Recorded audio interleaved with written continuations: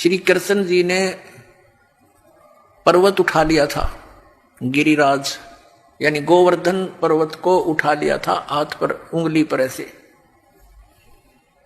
पहले तो ये विचार करो, उन्होंने वो पर्वत उठाया किस उद्देश्य से था? उन्होंने इस उद्देश्य से उठाया था कि वहां इन देवताओं की पूजा हुआ करती, और इंद्र स्वर्ग का राजा है, भगवान की पूजा छोड़कर इंद्र की पूजा चलती थी। श्री कृष्ण जी ने कहा भाई इंद्र की पूजा छोड़ दो, या तो उस भगवान की पूजा करो। इंद्र की कढ़ाई जो होती थी पूजा वह बंद कर दी। देवराज इंद्र एक समझ लो स्वर्ग का राजा, और उसके अंतर्गत ये सब नहर विभाग, सिंचाई विभाग भी आता है, यानी वर्षा करना।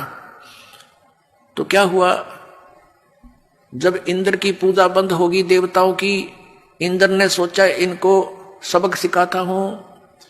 इतनी जोर की वर्षा, काले बादल छा गए, चारों तरफ घटा, काली घटा छा गई और मूसलधार वर्षा शुरू होगी।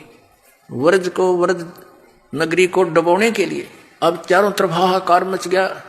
गौवें भी रंभाने लगी, ग्वाल बाल, क्योंकि गोवर्धन वो पर्वत जो था वहां पर गौवें चरा करती थी, वर्षा होती थी, घास होता था, और उन दूध दाद बेच कर ये काम चलाया करते थे अपना। और वो समाप्त करने चल पड़ा कि इसको इतना वर्षा कर दूं ये गोवर्धन पर्वत भी डूब जाए, आसपास की नगरी भी नष्ट हो जाए। तो भगवान श्री कृष्ण जी ने उंगली पर वो गोवर्धन पर्वत उठा लिया और पूरी ब्रज नगरी के ऊपर से कर दिया। सारा इंद्र बरस लिया, खूब वर्षा कर ली, सारा पानी उस गोवर्धन पर्वत के ऊपर ऐसे सोख हो गया, उसमें ऐसे मिल गया जैसे ब्लोटिंग पेपर स्याही ने चूस लिया करे।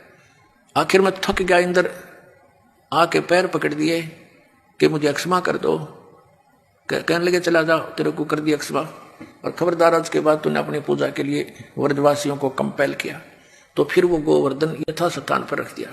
अब पुण्यात्माओं जी, जो गुरु लोग हमें ये शिक्षा देते थे और ये कथा सुनाते थे, श्री कृष्ण जी ने गोवर्धन उठाया, और फिर वो इन्हों कहते थे देवी देवताओं की पूजा करो, श्राद्ध निकालो। अरे भले आदमी हो, श्री कृष्ण जी ने तो देवताओं की पूजा छुटवाई थी, तुम दर्द कर रहे हो, उनके विपरीत ज्ञान दे रहे हो, गुण गा रहे हो श्री कृष्ण के, और तुम इसको भगवान बता रहे हो। परमात्मा कहा करते थे कि केवल एक इस